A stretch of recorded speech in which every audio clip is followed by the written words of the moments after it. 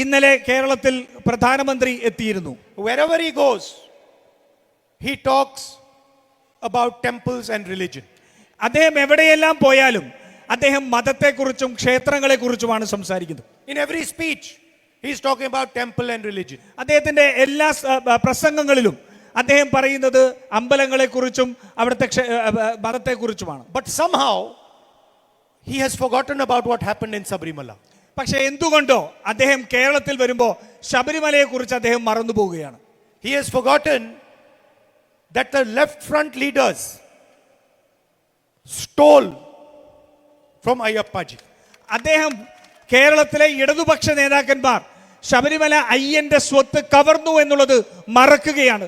സ്വർണം കവർന്നു എന്നുള്ളത് മറക്കുകയാണ്. He has forgotten that the left front leaders took the gold of Ayyappa temple and replaced it with brass.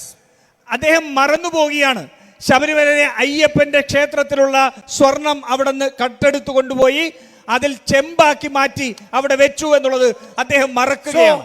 So because he does not want to damage the BJP, he has kept quiet about the crime that has taken place against the holiest temple.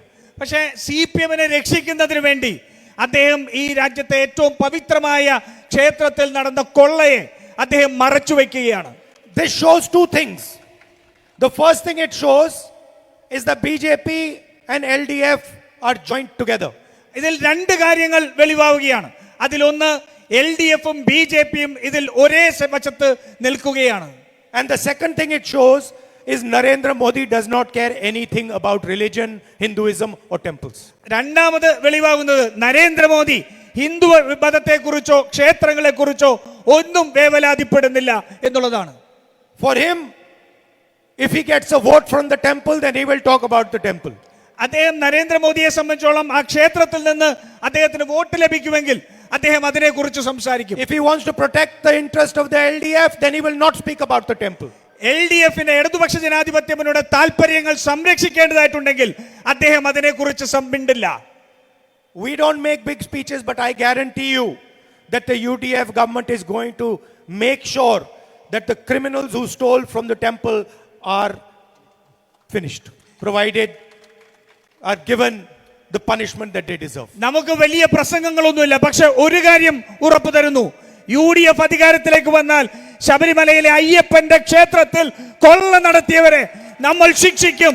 അവർ അതിനകത്തുള്ള അർഹിക്കുന്ന ശിക്ഷ ലഭിക്കുന്നു എന്ന് ഉറപ്പാക്കും. The other thing is,